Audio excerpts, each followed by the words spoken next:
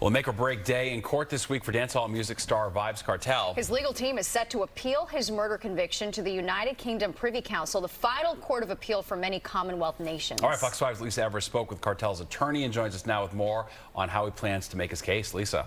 Well, Stephen, Natasha, the stakes could not be higher for incarcerated Jamaican dancehall star Vybz Kartel. He's been behind bars for more than a decade on a murder he claims he did not commit. This week, the highest court in the UK is considering whether he stays locked down for life or goes free. After a lengthy process, the Privy Council in London is taking on the appeal of Adidja Palmer, better known as international music star Vybz Kartel, and his 3 co-defendants.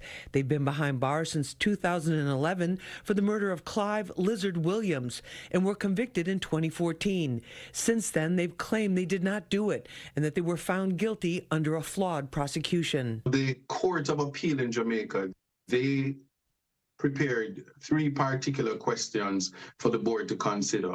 It concerns the telecommunications evidence, jury management issues, and an additional one for jury retirement. We exclusively reported some of the findings of a British forensic expert that reviewed the case, and they raised serious questions about phone evidence, among other issues during the 65-day trial. So it is our position that with all those things combined, there was a miscarriage of justice and the Charter of Rights would have been breached, right to privacy and fair trial. Another issue was timing. Attorney Buchanan filed an expedited hearing given Vybz Kartel's health issues, which include Graves' disease and a heart condition.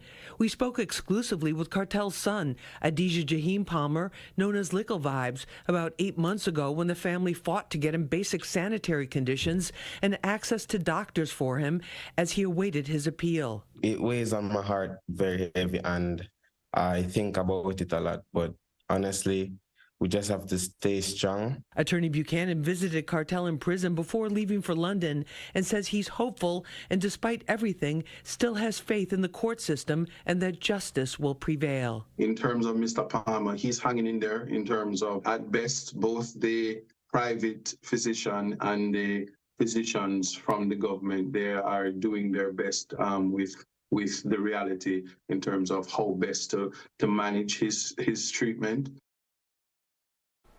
Now, the Privy Council hearing is happening on Wednesday and Thursday in London and is being live streamed on their website, but no decision is expected immediately. It typically takes 2 to 3 months before they render their decision, but it could also come sooner than that. Steve, back to you. Good deal.